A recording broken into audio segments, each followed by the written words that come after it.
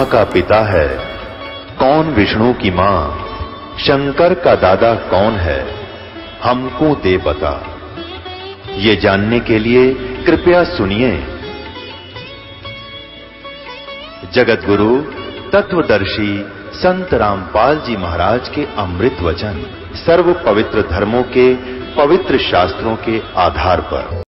एक सरोवर में कमल के फूल के ऊपर आके विराजमान हुए थे, नवजात शिशु का रूप धारण करके। एक नीरू नीमा नाम के निसंतान व्यक्ति थे, पति पत्नी थे। वो स्नानार्थ गए थे, उस तालाब पर प्रतिदिन जाया करते थे और वहाँ उनको परमात्मा ने वो परमात्मा स्वयं बालक रूप में मिले। वो बड़े खुश हुए और उसका प्रत्यक्ष दृष्टा थे एक अष्टानंद नाम के ऋषि। ये देख रहे थे कि आकाश से प्रकाश का गोला आया, जबरदस्त, बहुत ज़्यादा तेज था उसका, और अष्टानंद जी की आंखें एकदम बंद होगी, बंद होकर खुली। जब आंखें बंद हुई तो उसने क्या देखा कि कोई बालक है। जैसे सूर्य की तरफ आप कभी नज़र दृष्टि करते हो तो आपकी आंखें उस तेज को सहन नहीं कर सकती, आप एकदम बंद कर लेते हो या साइड में करते हो, तो क्या देखते हो कि सूर्य का प्रकाश रहित आकार का गोला सा आपको दिखाई देता है, गोलाकार दिखाई देता है।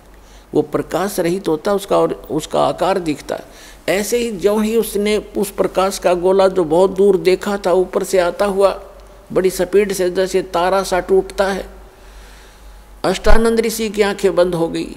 आंखें बंद होते ही उसने क्या देखा कि एक शिशु रूप दिखाई दिया, प्रकाश रहित आकार शिशु का।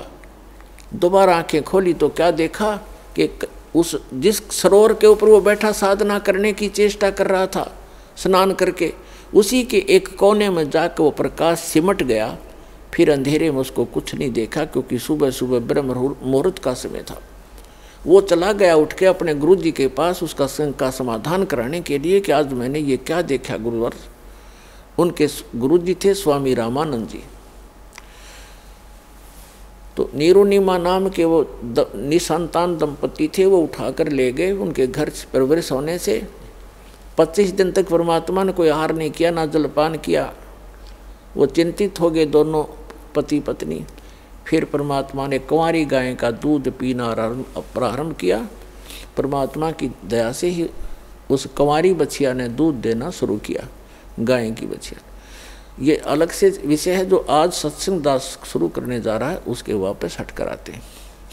वही परमात्मा 120 वर्ष वहाँ रहे और 5 वर्ष की आयु में बड़े बड़े विद्वान, प्रकांड विद्वानों के छक्के छुड़ा दिए परमात्मा ने। इस तत्व ज्ञान के अंदर एक ही प्रश्न किया करते थे उन विद्वानों से, कौन ब्रह्मा का पिता है, कौन विष्णु की माँ, और शंकर का दादा कौन है, पंडित जी दे बता। सबकी टाएं टाएं फीस हो जाती थी। ये तो अजरो अमर हैं, इनके कोई माता पिता नहीं है, और हमारे सदग्रंथों में लिखा है।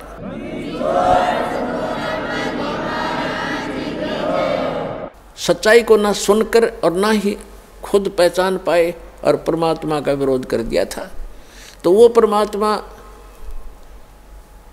फाल्गुन सुदी द्वादशी दिन में 10 बजे लगभग सन 1727 में और संवत 1784 में, क्योंकि आदरणीय गरीबदास जी का जन्म संवत 1774 में हुआ था, वैशाख के अंदर, और सन 1717 में।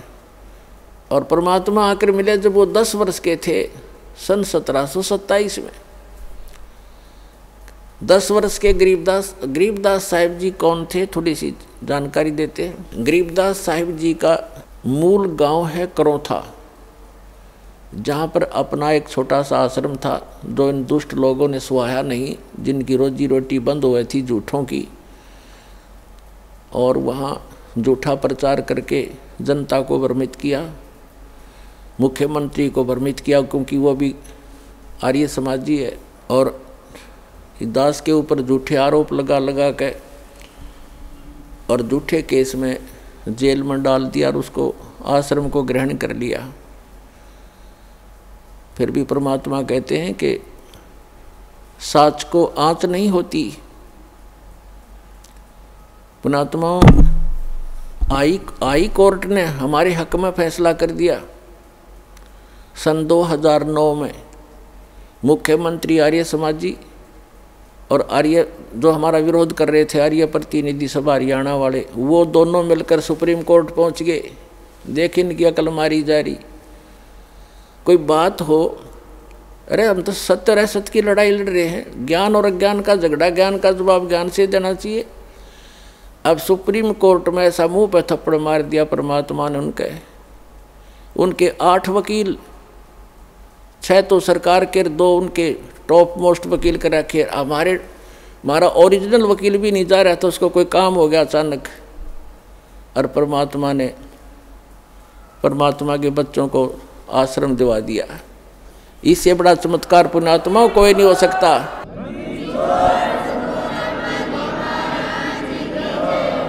अब भगवान से बाहर कौन जाएगा? ये जज क्या है? ये भी परमात्मा के रिमोट से चलते हैं, उसी के बच्चे हैं, उनकी बुद्धि उनके हाथ में है। 1 सेकंड में सच्चाई को ऊपर ला दिया। अरे पुण्यात्मा, हमने उस आश्रम की आवश्यकता भी ना रही थी, क्योंकि वहाँ पर तुम्हारी गाड़ियाँ भी ना खड़ी हों सारी। जब आज हमारी व्हीकल चले जाओ, व्हीकल भी ना हो उसमें, वो तो ऑर्डिक रह गया। लेकिन इनकी जात का बेड़ा पट गया कि इसे मुख्यमंत्री होया करें।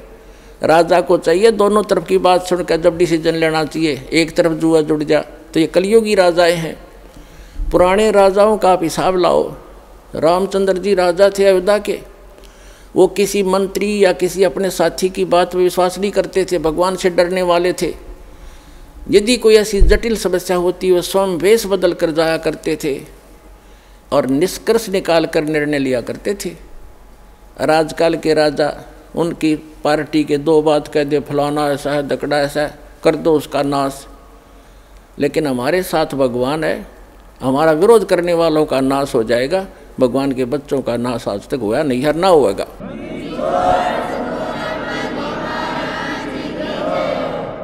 और हम ना किसी का बुरा सोचा और ना सोचते। तो पुण्यात्माओं, ये गंदा लोक है, और अब और गंदे विचार हो गए हमारे।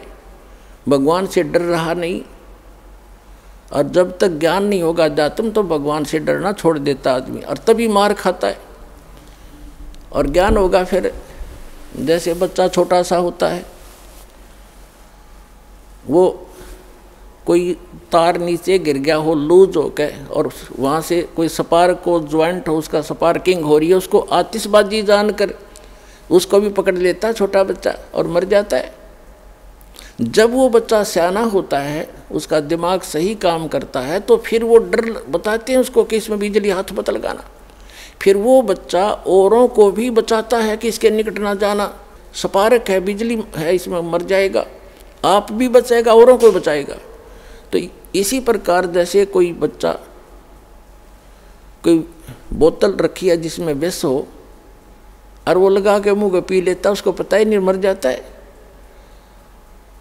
तो पुण्यात्मा, जब उस बालक को ज्ञान होगा, बड़ा हो जाएगा, उसको लिखा है विष है, तो वो आप भी नहीं हाथ लाओ और दूसरों को भी नहीं लाने देगा कि इसके हाथ ना लगाना, इसमें जहर है। तो पुण्यात्मा, जो गलतियां आज हम कर रहे हैं, हम तत्व ज्ञान अध्यात्म ज्ञान की कमी के कारण वो विष पान कर रहे हैं, स्पार्क वाला तार पकड़ रहे हैं, रिश्वत लेकर और चोरी करके, जारी करके, मिलावट करके, और एक दूसरे को अपनी ताकत का दुरुपयोग करके सता के हम विष पान करें। और जब ज्ञान होगा, हाथ भी नहीं लावेंगे, चाहे कुछ भी हो, भूखे मर लेंगे पर बुराई नहीं कर सकते। जैसे कर का जहर का रंग होरी हो, कहो कौन तिस खावे राम रंग होरी हो। आदरणीय गरीबदास साहिब जी को परमात्मा मिले, फिर अध्यात्म ज्ञान दिया। आज उसी का प्रकरण चल रहा है, लेकिन बीच बीच में बहुत सी साइड कथाएं सुनानी पड़ती हैं, तभी सत्संग बनता है। आदरणीय गरीबदास साहिब जी को परमात्मा मिले थे, सचखंड लेकर गए थे, फिर वापस छोड़ा था। उन्होंने उस तत्व ज्ञान को प्राप्त किया परमात्मा से।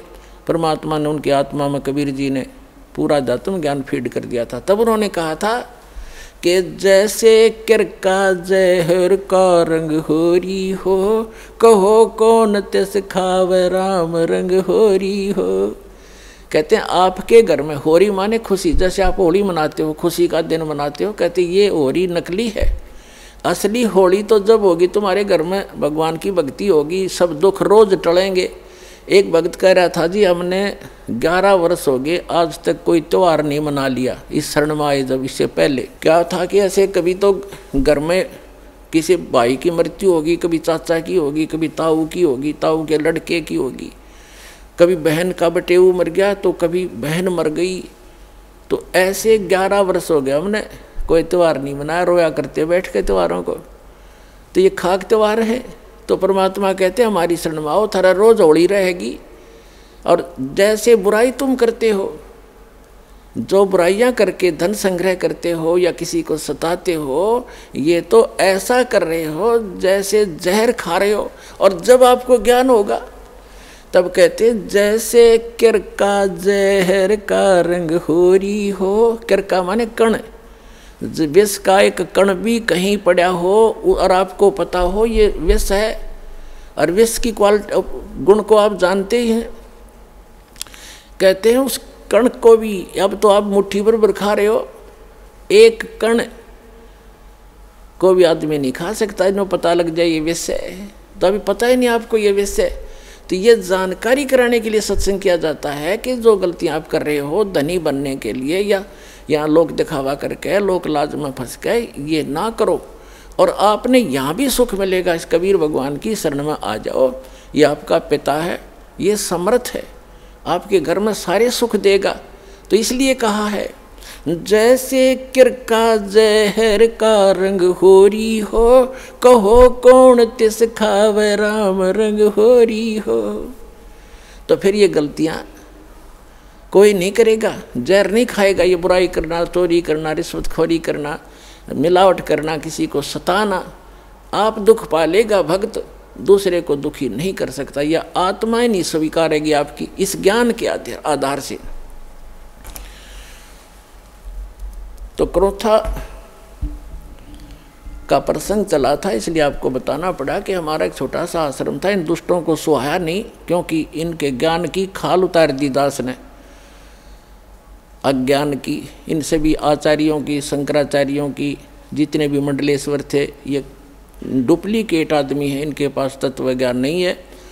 और ये महर्षि दयानंद, ए भगवान, इतना नकली आदमी, इसका कोई ज्ञान प्रमाणित नहीं, इसकी कोई रहनी करनी स्वस्थ नहीं, और इसको महर्षि मान करके आज तक हम आदर की दृष्टि से देखा करते थे।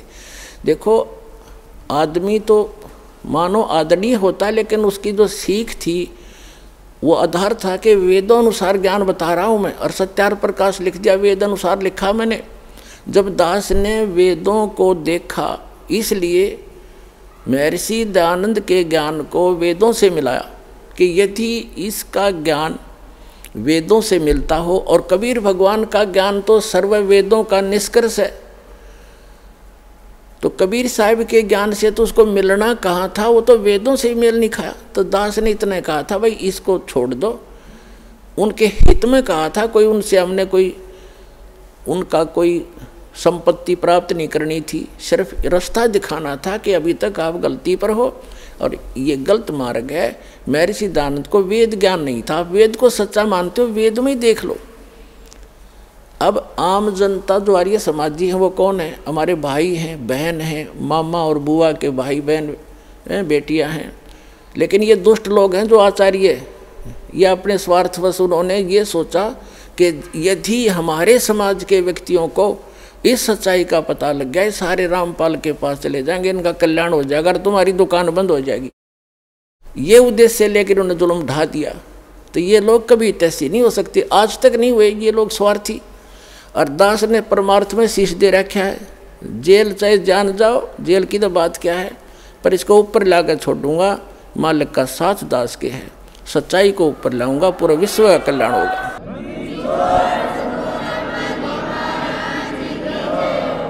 एक भक्त बता रहा था, बोला जी ये सतलोक आश्रम क्रोथा जो हमारा नहीं दे रहे, इनके साथ ऐसे बनेगी।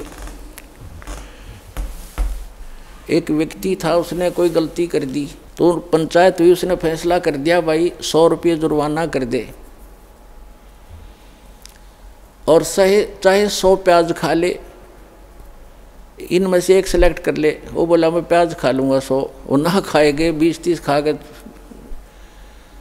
फिर तीसरा ऑप्शन रखा था चाहे जूते खा ले 100, इन तीनों में से कोई एक सेलेक्ट कर ले। नो बोला मैं जूते खा लूँगा, प्याज नहीं खाए। 2-4 अच्छे लगते हैं जूते भी, नाट के आगे जूते नहीं खाऊँ, 100 रुपये दे दूँगा। तो उन्होंने प्याज भी खाए जूते भी खाया, तो आखिर में जुर्माना भी देना पड़ा, दिया पांडा छूटा। तो इन गेला न्यो बनेगी। हाई कोर्ट ने राय, सुप्रीम कोर्ट ने राय रही, फिर बकवाद कर रहे हैं। 1.5 महीना हो गया सुप्रीम कोर्ट के आदेश को आज तक देना नहीं चाह रहे हमारे को। शर्मा मार लियो उस आश्रम ने, मारा डूंडा ठहरा क्या परमात्मा ने। तो पुण्यात्माओं ये नीचता की हद कर रखी है इन लोगों ने। प्रशासन भी यहाँ तक खड़ा खड़ा उनके साथ ही जुटा हुआ है। कोई बात नहीं, समय आने दो, दुनिया उनको बैड अकाउंट में लेगी।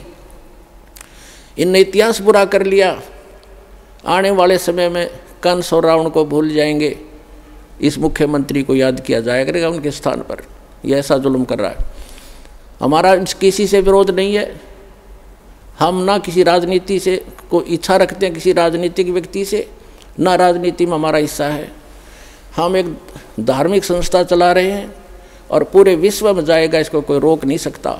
जैसे इस मार्ग का कोई विरोध करेगा, भगवान का मार्ग है ये, इसमें कोई बाधक बनेगा वो अंधा गधा होगा, अंधा गधा। जैसे एक समय एक अंधा गधा रेल की पटरी पर खड़ा हो गया और उसने देखा भाई गड़ गड़ गड़ होता आ रहा है, कोई तुझे डिस्टर्ब करने आ रहा है। जिधर से उसने आहट सुनी उधर दोनों पैर कर लिए पिछले और दलुत्ती पिना ली कि मुझे कोई छेड़ेगा। होता राजा बना खड़ा था बीच में, उसने ये नहीं मालूम था कि तू खुद गलत स्थान पर खड़ा है, को रेल के मार्ग में खड़ा है तू। जब ट्रेन निकट आई उसने अपनी शक्ति दिखाई, दोनों दुलती चलाई और ट्रेन ने पटक कर टुकड़े टुकड़े कर दिया भाई। तो पुण्यात्माओं, इस परमात्मा कबीर जी के मार्ग में ये अंधे गधे हैं जो बाधक बन रहे हैं।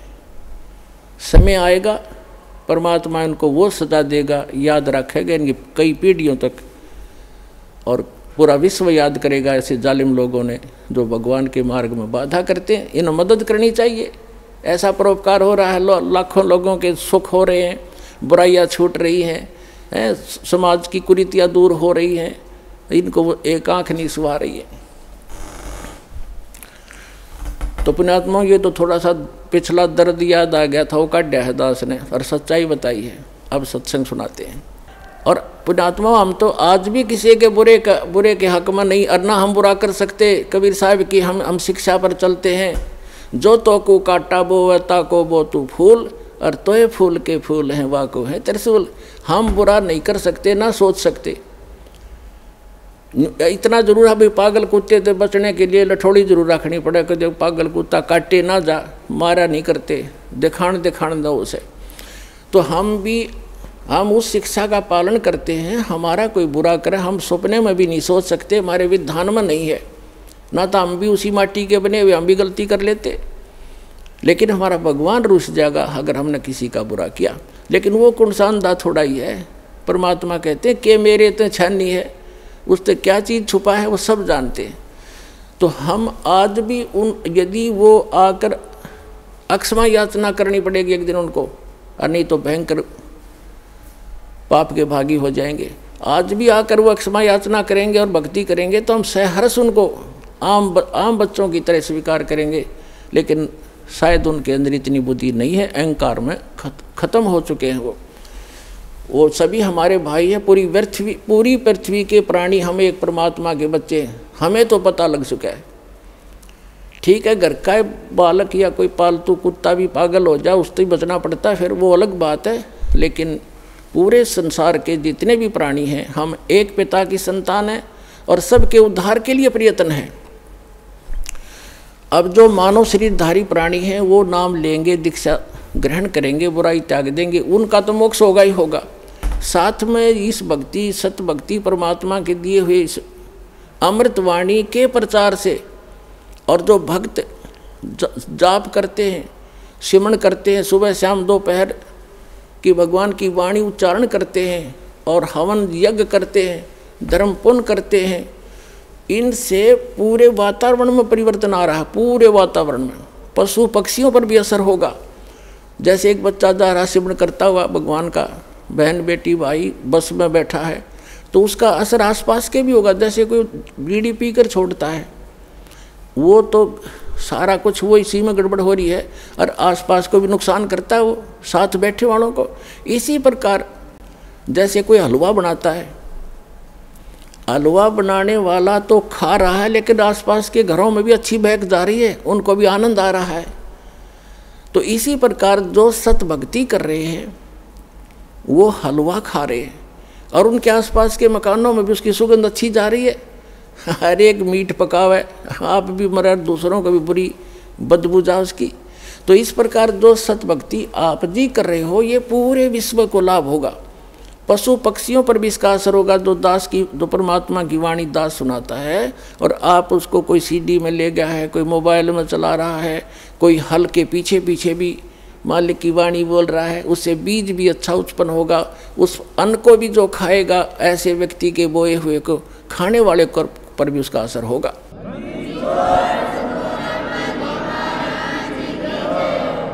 एक समय परमात्मा कबीर जी के भक्त थे। वो कहीं किसी अन्य पहुंच गए, किसी भक्त के, अपनी बहन, कोई भगतमती बहन थी यानी कोई सेविका थी, उसके वहाँ चले गए। परमात्मा के जाने के बाद ये अपने आप मनमुखी संत भी बन जाते हैं, लेकिन भक्ति करने से थोड़ी बहुत उनके अंदर वो साधु गुण अवश्य आ जाते हैं। उनसे आगे लाभ भले ही ना होता, लेकिन वो आध्यात्मिक मार्ग से परिचित अवश्य होते हैं। तो इस प्रकार का एक संत किसी अपनी सेविका के घर चला गया और गुरुजी आगे गुरुजी की सेवा श्रद्धालु खूब करते हैं। और उनके घर, उस बहन के घर, जिसके घर वो उसकी शिष्या थी, उसके घर गया था वो संत। उसके घर उसकी बहन आई हुई थी, उस लड़की की बहन, और उसकी इकलौती पुत्री थी। वो विधवा हो गई थी 1 महीना पहले।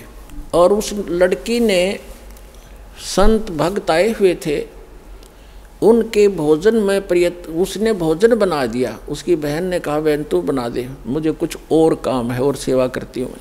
तो उस बहन ने वो भोजन बनाया, साधु संत ने खाया। सुबह उठ के उसको सारी रात सपने आए, मेरी बेटी विधवा होगी, हे भगवान क्या होगा, मेरी बेटी विधवा होगी, इसके तो बालक भी छोटे छोटे हैं, अब इसका क्या हाल होगा हैं। आगे दूसरा पति, उसका भाई भी नहीं था पति का, बटेऊ का, अब इसका क्या रहा होगा, यानी इतनी चिंतित थी। तो सुबह उठ के उस संत ने कहा अपनी शिष्या से, बहन आज ये हमारा भोजन किसने बनाया था? ये कल रात का जो भोजन था ये किसने बनाया था? तो उसने बताया, जी मेरी बहन आई हुई है, उसने बनाया था। अच्छा, क्या उसका कोई आपत्ति है उसके ऊपर, कोई दुख है उसको? कहा महाराज जी घना दुख उसको, तो नाम तो ले नहीं रखा। उसकी एक बेटी थी और वो विवाह कराया था, 2 बालक छोटे छोटे, उसके पति की मृत्यु होगी, विधवा होगी बेटी, यह बहुत दुखी है। तो पुण्यात्माओं, अब उसके द्वारा बनाए गए वो सोच विचार जो उसके थे उस अन्न में पहुँचे, और उस अन्न को खाने से उस संत भी डिस्टर्ब हो गया। और इसी प्रकार आप इस भक्ति, जैसे बहन बेटियां हैं, अब क्या करती हैं, मोबाइल परमात्मा ने चला दिए और बहुत से सिस्टम ऐसे चल गए हैं। ये इतना सहज मार्ग है पुण्यात्माओं। जैसे आरती करते हो, सुबह का नित्यनेम भी करते हैं, क्योंकि इसमें मानसिक काम नहीं है। जैसे खाना बनाना इस रूटीन है। अब जैसे गाड़ी चलाते हैं, अब उसमें मानसिक काम घना नहीं होता, अभ्यास हो जाता है इनका, अपने हाथों का अपने आप ही। तो उसमें भगवान की भक्ति, जैसे आरती लगा दी, आरती भी करता रहे और काम भी करता रहे। और जैसे तो इसी प्रकार जैसे बहन आरती करती हैं या मंत्र करते करते नाम आरती रोटी बना रहे हैं मंत्र करने लगे, तो उनका असर उस अन्न में भी होगा और खाने वाले को भी वो अनुकूल करेगा, उसमें उसका लाभ देगा। तो इसी प्रकार ये साधना ऐसी है, इससे बहुत पूरे विश्व का कल्याण हो जाएगा। अब उस प्रसंग पर आते हैं जहाँ हमने शुरू करना था। तो क्रोथा आश्रम जो है,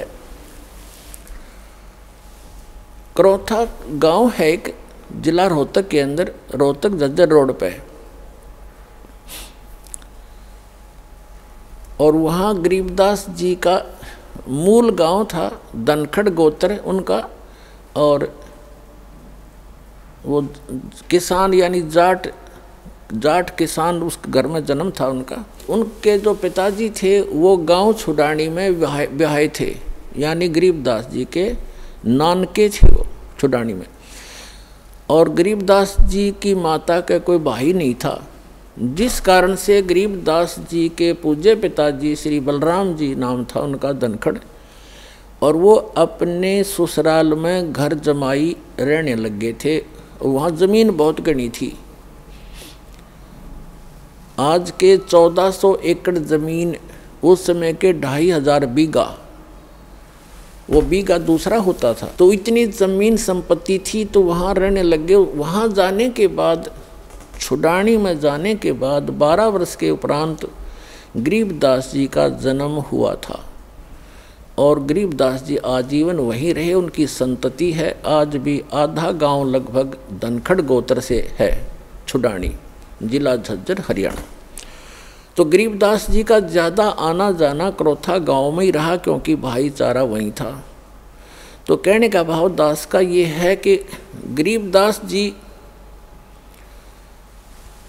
जब 10 वर्ष के हो गए और अपने ही, क्योंकि तब तो उन्हीं की अपना ही सारा कुछ हो चुका था, नाना जी की सारी संपत्ति उन्हीं की थी। लगभग 150 गव्वे रखे हुआ था उसका नाना जी, रखा करते थे, क्योंकि ज़मीन बहुत थी। उसमें चरागाह बना देते, वर्षा हो जाती, कुछ खाने के लिए गेहूँ जौ आदि बीज लेते, चने सरसों हो जाती। बाकी का समय पशुओं के, बाकी समय जो स्थान था, बाकी की ज़मीन को पशुओं के लिए ही वो प्रयोग किया करते थे, पशुपालन करते थे। उसके साथ साथ 2-4 किराए के पाली होते थे गांव के, और कुछ ऐसे व्यक्ति होते थे जो गव्वे रखते थे, लेकिन उनके पास अपनी ज़मीन नहीं होती थी, वो भी उसी में चराया करते थे। ऐसे पहले आपस में बड़ा प्रेम होता था। जो पैसे वाले व्यक्ति गरीबों की बहुत मदद किया करते थे, निस्वार्थ किया करते थे। तो ऐसे 10-12 पाली गवाले इकट्ठे होकर प्रतिदिन गौवें चराने जाया करते थे। अपनात्मा, ये वो शुभ दिन है द्वादशी का, जो आप और हम ये त्यौहार मनाने जा रहे हैं। हमारे संतों के ये त्यौहार हैं, और ये वो अनमोल त्यौहार हैं कि जिस दिन जिस भगवान के लिए हम भटक रहे हैं, राजाओं ने राज त्याग दिए, ऋषि महर्षियों ने शरीर गाल दिए तपस्याएं करके, लेकिन इस काल भगवान ने रास्ता ठीक नहीं दिया उनको। और भगवान रास्ता देने आए, सही विधि बताने आए, तो हमने स्वीकार नहीं किया अपनी अबोधता के कारण। अपन परमात्मा दिन का फाल्गुन सुदी यानी फाल्गुन मास की द्वादशी, चांदनी द्वादशी, दिन के 10 बजे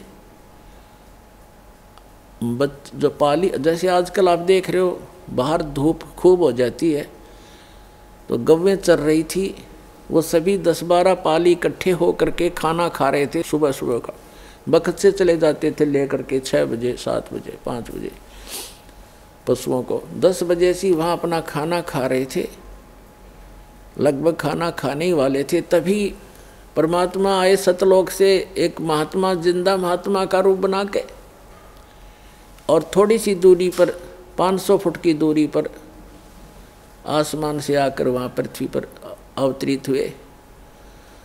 और ऐसे उसके साथ से रास्ता था, जिस वृक्ष के नीचे, जंडी के पेड़ के नीचे वो खाना खा रहे थे बच्चे बैठ के, कुछ बड़े थे कुछ बालक थे, उसके साथ से रास्ता जाता था दूसरे गांव को, कबलाना गांव से, छुडानी से कबलाना गांव सीमा लगती है। उस सीमा के ऊपर ही छुडानी के खेतों में परमात्मा वहाँ आकर अवतरित हुए।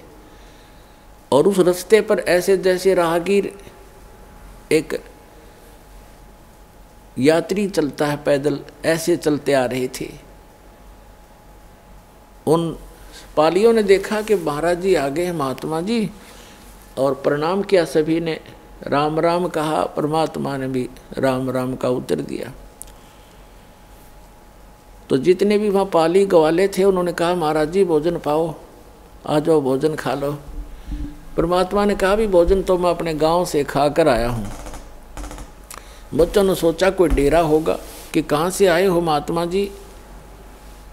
उन्होंने कहा कि मैं सतलोक से चलकर आया हूँ भाई, मेरा गांव है सतलोक। बच्चों ने सोचा होगा कोई सतलोक गांव भी होगा भाई कितना। फिर महाराज जी भोजन खा लो, भोजन नहीं खाओगे ना तो दूध तो पीना पड़ेगा अपना, क्योंकि हम अतिथि को ऐसे बगैर खाए पिए जाने नहीं देते। एक प्रेम भाव से आतिथ्य सत्कार करने के लिए उन्होंने ऐसे बोला। तो परमात्मा ने कहा भाई दूध पिलाना चाहते हो तो पिला दो, मैं कंवारी गाय का दूध पीता हूँ। अब जो बड़े बड़े पाली थे, कोई 40 वर्ष का, कोई 50 वर्ष का, कोई 30 वर्ष का, कोई 20 वर्ष का, वो कहने लगे महाराज जी आपकी दूध पीने की नीत नहीं है, आप तो मजाक करते हो। कंवारी गाय कोई दूध दे सकती है? गाय तो जिसको बच्चा हो चुका हो, लागड़ गाय ही दूध दे सकती है। परमात्मा बोले भाई देख लो, यदि दूध पिलाना है तो कंवारी गाय का पीता हूँ। तब गरीबदास जी खड़े हुए, 10 वर्ष के बालक थे। कहते पिछले तप से होत हैं पूर्ण हंस मुराद, पिछले संस्कार से प्रेरणा बनती है। जो आप यहाँ पहुँचे करोथा में ऐसे नहीं आते। इस ज्ञान को दुनिया सुनने लग रही है और कह लाखों लोग करोड़ों लोग सुनते हैं और कौन पहुँच पाते हैं।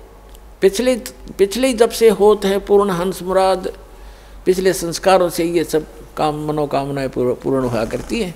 तो एकदम खड़े हुए जैसे बालक लीला करते हैं, अबोध बालक सा। एक गाय थी, बछिया थी उनकी एक बहुत प्रिय, उसके गले में एक छोटा सा रस्सा बांध रखा था। उस रस्से को पकड़ के ले आए, वह साथ साथ चल पड़ती थी गरीबदास जी के, जहाँ ले जाता तो वह ऐसी शरीफ सी थी। और वो गाय थी 1-1.5 वर्ष की, दूध छोड़ रखा था माँ का पीना, अभी नए दूध हो ही नहीं थी वो, यानी गर्भ नहीं धारण किया था, सांड न टच नहीं की थी, अनब्यावर कहते हैं उसको। वेदों में ऋग्वेद मंडल नंबर 9 सूक्त नंबर 1 मंत्र 9 में यही स्पष्टीकरण दिया है कि जब वो परमात्मा आता है तो कंवारी अभियधन्या धेनु शृणंती, मतलब कंवारी गाय से उसके परिवर्ष की लीला होती है और कंवारी गाय का दूध पीता। तो उन्होंने कहा भाई, गरीबदास जी ने कहा देखो महाराज जी इसका बालक तो बच्चा तो है नहीं कोई, हैं छोटे छोटे थन सतन हैं इसके, या दूध कैसे देगी। तो परमात्मा ने कहा, खड़े वह बछिया खड़ी थी और ऐसे थपकी मारी, लंबे लंबे सतन हो गए। और कहा परमात्मा ने कि कोई सफ़ेद कोई पात्र लाओ साफ।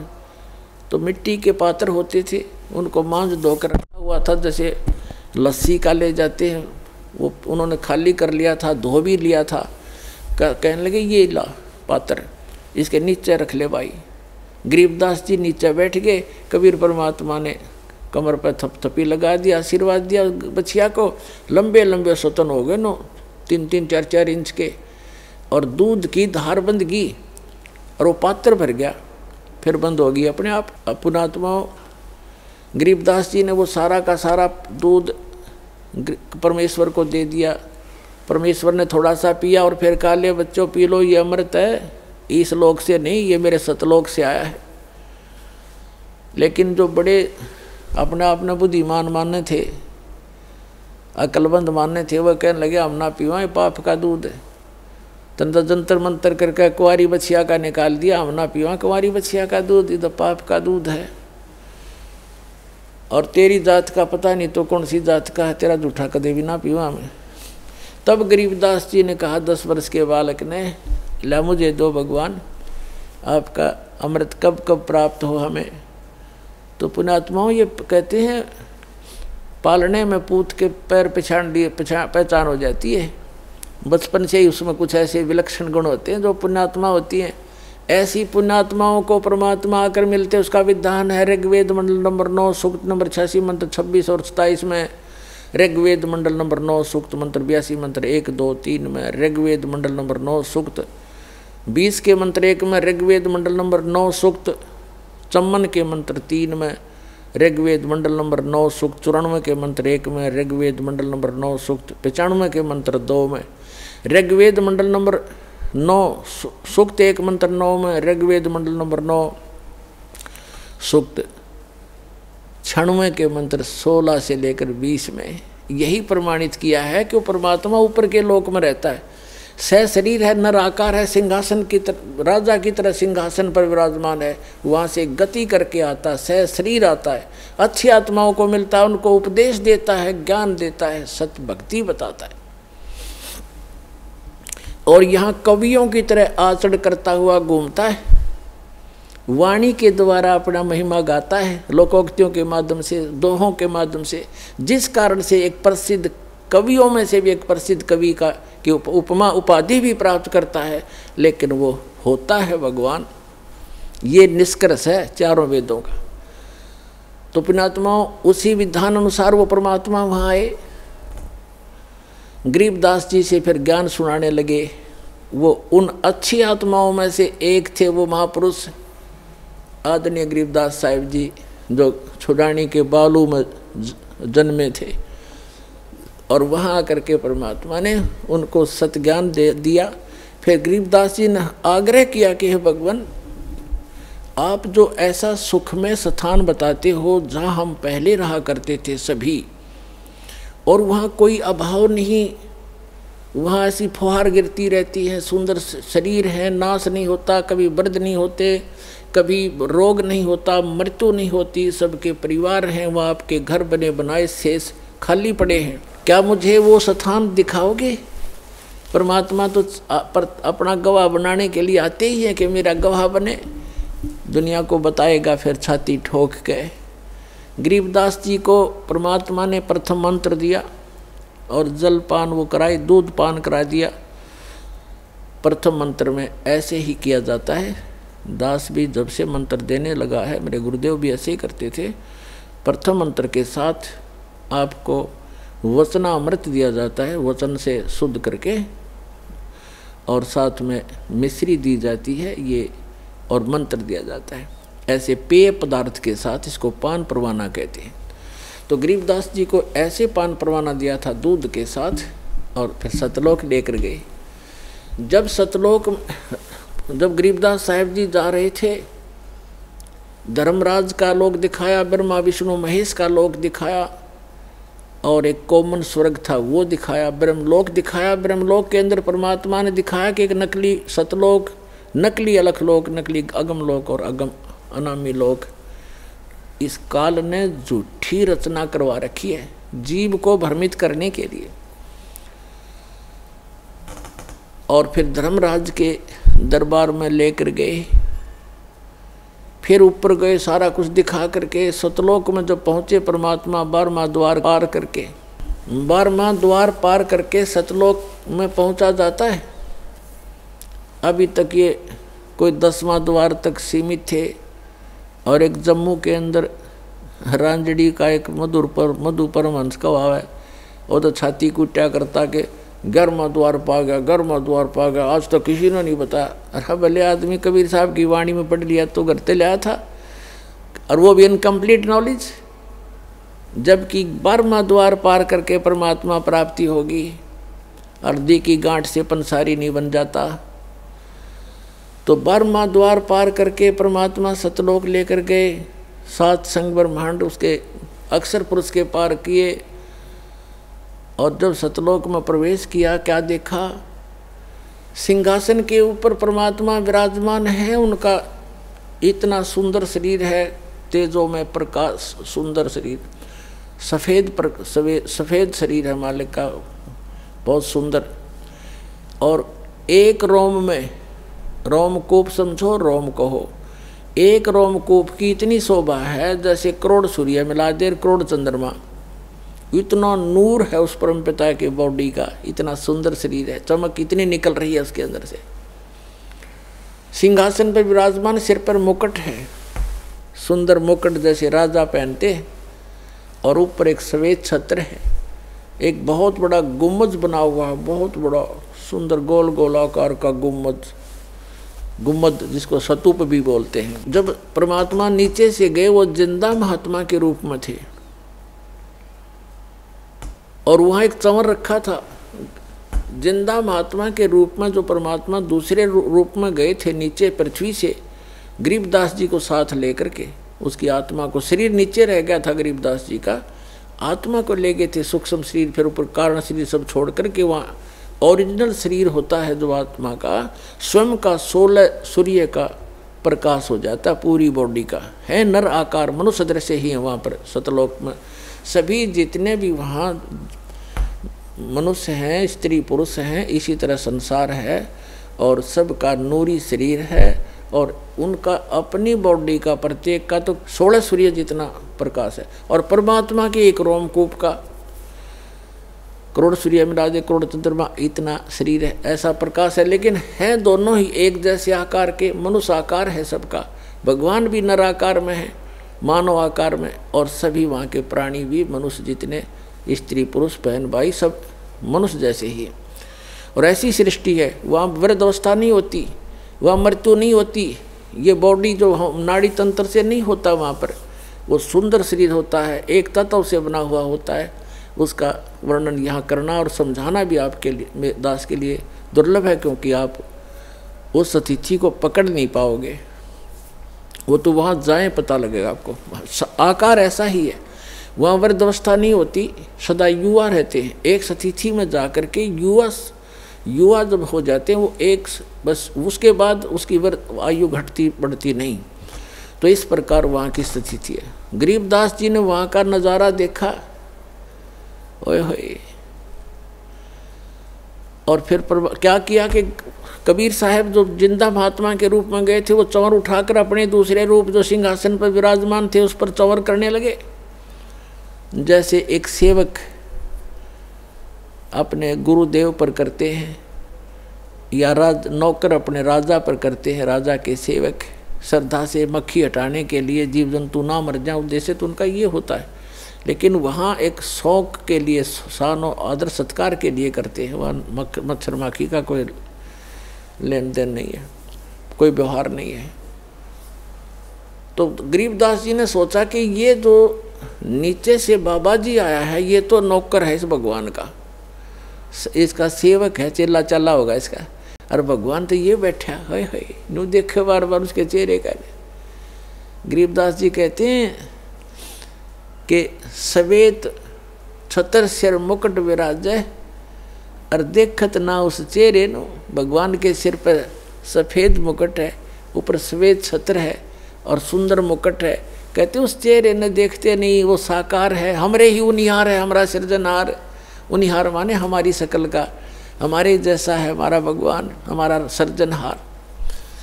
तो गरीबदास जी असमंजस में पड़ गए, भी ये क्या चक्कर है। उन्होंने देखा ये है भगवान तय। इतने में क्या हुआ कि वो खड़ा हो गए, जो सिंहासन पर विराजमान थे तेजो में शरीर युक्त परमात्मा सतपुरुष, वो खड़े हुए, और जो बाबा जी रूप में साधु जिंदा महात्मा के रूप में नीचे से गए थे, वो उस सिंहासन पर विराजमान हुए। और वो तेजो में नूर शरीर वाला जो भगवान दिखाई दे था, वो चमर उठाकर उस जिंदा महात्मा वाले बॉडी पर, शरीर पर, सिंहासन पर विराजमान पर चंवर करने लगे एक सेवक की तरह। अब गरीबदास जी कभी बाबा जी की तरफ देखे, कभी भगवान की तरफ देख रहे थे। अब सोच रहे थे मन में कि बाबा जी ता छांडी भाई, भगवान इसका ऊपर चंवर करे, ये क्या चक्कर है। इतने में क्या हुआ कि वो तेजो में शरीर और जिंदा वाले शरीर में समा गया। अकेले वो कबीर भगवान जो नीचे से एक जिंदा महात्मा के रूप में गए थे, अनंत कोट ब्रह्मांड के सिंहासन पर विराजमान है, और चंवर अपने आप हो रहा है। और परमात्मा का जिंदा महात्मा का रूप फिर उतना ही नूरी बन गया, इतना तेज बन गया और सकल न्यों की न्यों। तब परमात्मा ने कहा था कि गरीबदास, जहां तुम रह रहे हो बालक, वो एक पुनिशमेंट प्लेस है, वो एक प्रिजन है तुम्हारे लिए, एक कारागार है, वहाँ कोई जीव सुखी नहीं। अब वहाँ से जब देखते हैं ऊपर जाकर के आत्मा निर्मल हो जाती है और वहाँ इतनी तेज दृष्टि होती है, यहाँ की सुई सुई देख सकता वहाँ का गया हुआ व्यक्ति, इतनी आत्मा की आई का इतना तेज है उसकी नज़र।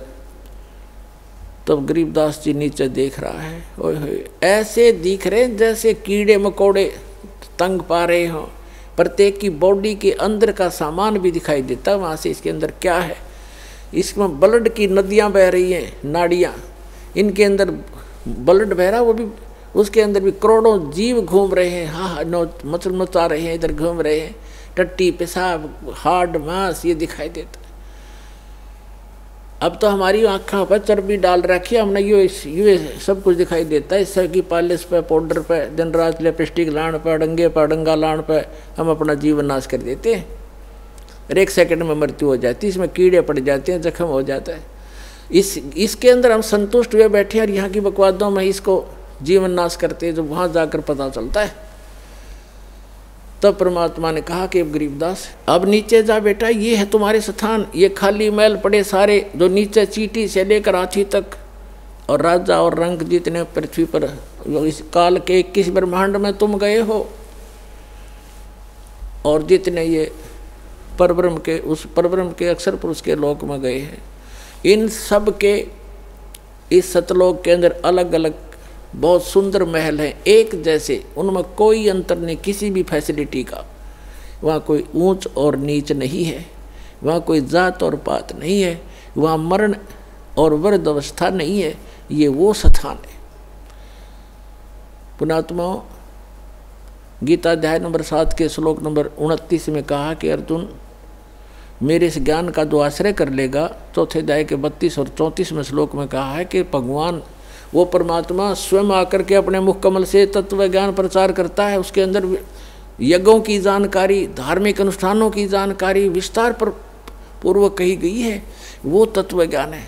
उस तत्व ज्ञान को तत्वदर्शी संतों के पास जाकर समझ, यानी गीता ज्ञान दाता भी उस तत्व ज्ञान से अपरिचित है। वो गॉड गिवन ज्ञान है, वो तत्व ज्ञान है, भगवान आकर स्वयं देता, अपने मुख कमल से बोलता, सच्चिदानंद घन ब्रह्म, वो परम अक्षर ब्रह्म। तो 7वें अध्याय के 29वें श्लोक में कहते हैं, गीता ज्ञान दाता कह रहा है कि मेरे इस ज्ञान का जो आश्रय कर लेता है, तत्वदर्शी संत की खोज कर लेता है, और वो व्यक्ति जरा और मरण से छूटने का प्रयत्न करते हैं। कौन करते हैं? जो संपूर्ण अध्यात्म से परिचित और सभी कर्मों से परिचित वो व्यक्ति जरा यानी बुढ़ापा और मरण माने मृत्यु से मोक्ष के लिए, सदा के लिए, छुटकारे के लिए प्रयत्न करते हैं, जो उस तत्व ब्रह्म से परिचित हो चुके हैं, सारे धात्म ज्ञान से परिचित हो चुके हैं और सब कर्मों से परिचित हैं। जैसे आज के सत्संग में एक विशेष ये भी दास बता रहा है कि ऐसे कर्म नहीं करने चाहिए जिनसे हमें वो भोगने को दुबर हों, भारी हों। उनसे बचने के लिए ज्ञान है, इस ज्ञान से फिर अपने आप हाथ सिकुड़ जाएगा आपका। तो ये कंप्लीट स्पिरिचुअल नॉलेज है, धात्म ज्ञान है, और ये कर्म बताए जाते हैं कि इनसे जो परिचित हो जाता है वो केवल जरा और मरण से छूटने का ही प्रयत्न करता है। तो फिर अर्जुन ने पूछा कि किम तत्परम, 8वें अध्याय के प्रथम मंत्र में, तीसरे मंत्र में उत्तर दिया 8वें अध्याय के गीता में कि वो परम अक्षर ब्रह्म है। तो पुण्यात्माओं, वो स्थान है सतलोक जहाँ जरा और मरण नहीं है। गीता ज्ञान दाता अपने विषय में कहता है कि अर्जुन, चौथे अध्याय के 5 और 9 श्लोक में कि अर्जुन, तेरे और मेरे बहुत जन्म हो चुके, तू नहीं जानता, मैं जानता हूँ। अध्याय नंबर 10 के श्लोक नंबर 2 में गीता में, अध्याय नंबर 2 के श्लोक 12 में गीता ज्ञान दाता कहता है, अर्जुन, जन्म मृत्यु तेरी भी और मेरी भी सदा बनी रहेगी।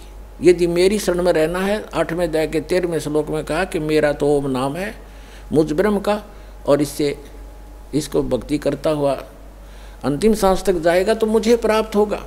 यह गति प्राप्त होगी जो ओम से मिलने वाली है। उस ओम से, ओम के जाप से ब्रह्मलोक प्राप्ति है। 8वें अध्याय के 16वें श्लोक में बताया है कि ब्रह्मलोक में गए हुए प्राणी भी पुनरावृत्ति में उनका भी जन्म मृत्यु होता है। अपनी तो स्थिति क्लियर कर दी, मेरा एक ओम नाम है और इसको जाप करने वाले का जन्म मृत्यु भी रहेगी। 8वें अध्याय के 5 और 7 में कहा कि अर्जुन, मेरी शरण में रहना है तो युद्ध करना पड़ेगा, और मेरी शरण में मेरी भक्ति कर मुझे ही प्राप्त होगा, ये गारंटीड बात है। लेकिन शांति नहीं हो सकती, युद्ध करना पड़ेगा। युद्ध करने वाले को शांति कहा। फिर 18वें अध्याय के 62वें श्लोक में कहा कि तू सर्वभाव से उस परमेश्वर की शरण में जा, जिसकी कृपा से तू परम शांति को और सनातन परम धाम को, शाश्वत स्थान को प्राप्त होगा। उसके लिए ऑप्शन छोड़ ही दिया कि तत्वदर्शी संतों की खोज कर, वो आपको बताएंगे। गीता ज्ञानदाता उस तत्व ज्ञान से अपरिचित है, अन्यथा एक अध्याय और लिखवा देता अगर उसमें उसको ज्ञान होता। 15वें अध्याय के 1 से 4 का सारांश है कि तत्वदर्शी संत की पहचान भी बताई है कि जो उल्टे लटके हुए संसार रूपी वृक्ष के सभी छंद बता देगा, सभी विभाग बता देगा, जड़ से लेकर पत्तों तक, स वेदविद, वह वेद के तात्पर्य को जानने वाला तत्वदर्शी संत है। उसके पश्चात परमेश्वर के उस परम पद की खोज करनी चाहिए। 15वें अध्याय के 4 श्लोक के जहाँ जाने के बाद साधक फिर लौटकर कभी संसार में नहीं आते। तो वो स्थान है सतलोक, जो गरीबदास साहिब को परमात्मा ने दिखाया। फिर गरीबदास जी से कहा कि जा बेटा नीचे जाओ। गरीबदास जी कहने लगे, हे भगवान, इसे गंदे लोक में मुझे ना भेजो मेरे दाता, वहाँ तो इधर तो देखने को दिल नहीं कर रहा। यहाँ के स्वर्ग की यह हालत है और नीचे तो और बुरा हाल हो रहा है।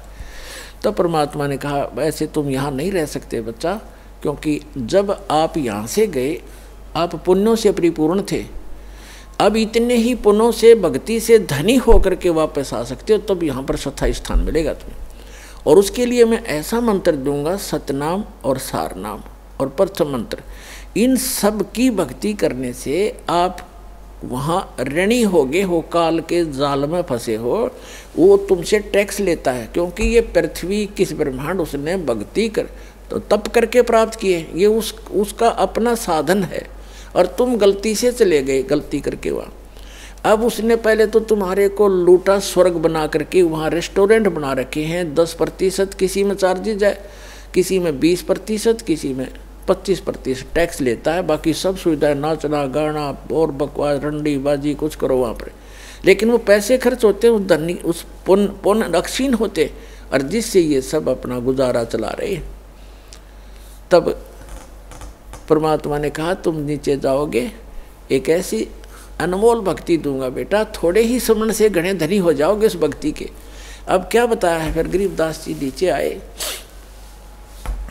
गरीबदास जी ने स्वीकार किया कि जो आपकी आज्ञा, और कहा बेटा नीचे जाकर बता, ढोल पीट दे मेरा और गवाह बन जा बेटा। तेरे बच्चे बहुत, तेरे भाई बहन बहुत, सभी यहाँ से गए हुए सब मिसगाइडेड हैं। और कबीर भगवान ने उनके अंतःकरण में कंप्लीट स्पिरिचुअल नॉलेज फीड कर दिया। पहले यही नॉलेज परमात्मा ने इस सरपुरुष जो 21 ब्रह्मांड का स्वामी जो काल है, इसके अंदर फीड किया था। इसने क्या किया, और उस समय आने पर निकलना था, ऐसा विधान बनाया दाता ने उनके कि समय आने पर वो अपने आप उसके श्वासों के माध्यम से समुद्र में प्रकट हो गया। सामने श्वासों से बाहर निकला तो कमल के फूल के ऊपर ऐसे बहुत सुंदर जो वेद बने बनाए उसके अपने, जैसे आप देखते हो कहाँ से फैक्स किया जाता है, ईमेल की जाती है, कहाँ कंप्यूटर से निकाल लिया जाता है पूरा मैटर, बुक की बुक निकाल लो, ग्रंथ के ग्रंथ निकाल लो, ऐसे उसके श्वास के अंदर से वो ग्रंथ बाहर आ गए। हमारी ये भौतिक विज्ञान है, वो आध्यात्मिक विज्ञान है। उसके अंदर 2 सेकंड में कागज़ के कुछ एक जादूगर, आप जैसे कई मूर्ख बनाते हैं हमें कि उसमें कहाँ से कागज़ आ गए, कागज़ था ही नहीं, ये नहीं था। अरे भगवान ने जो पृथ्वी बना दी, ये कहाँ था पहले? उन्हें कागज़ बनाते देर लगे, तेरा हमारी यहाँ बुद्धि सीमित कर दी अनाड़ियों ने।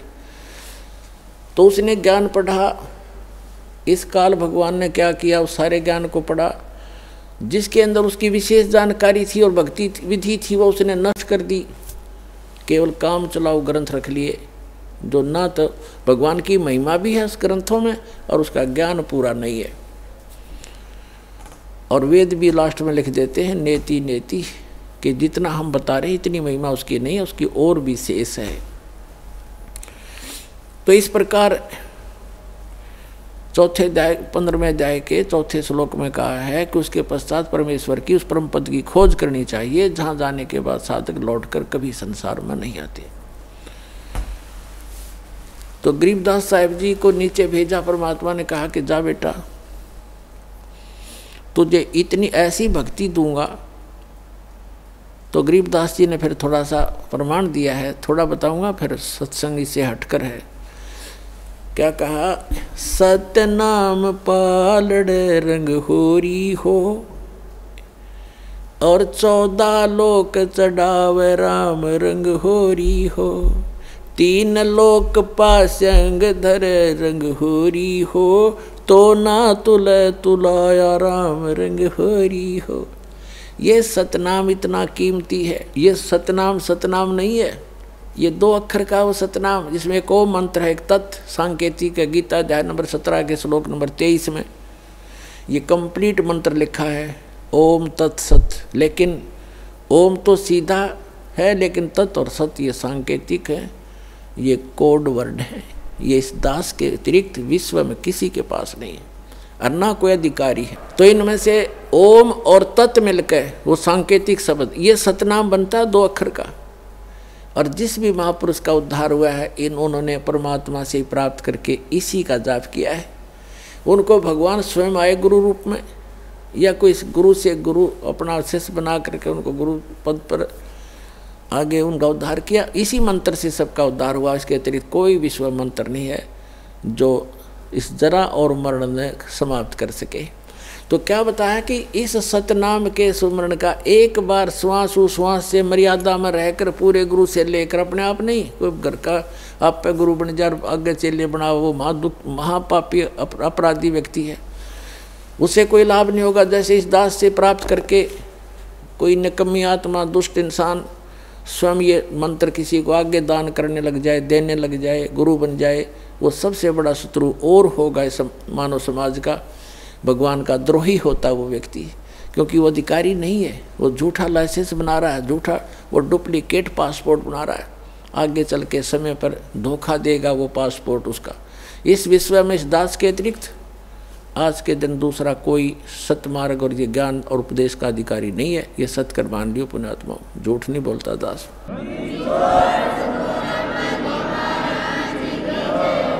और कोई मान बढ़ाई की बात नहीं, आपको आगाह कर रहा हूँ कि नकलियों में फंस के तो हमने इतने जीवन नाश कर लिए। तो कहने का भाव ये है कि गरीबदास जी को जो परमात्मा ने बताया, गरीबदास जी ने आगे बताया कि ये एक सतनाम इतना कीमती है, एक बार श्वास उश्वास से एक बार सिमरण करने का कितना धन, कितनी वैल्यू है इसकी, कितनी कीमत है।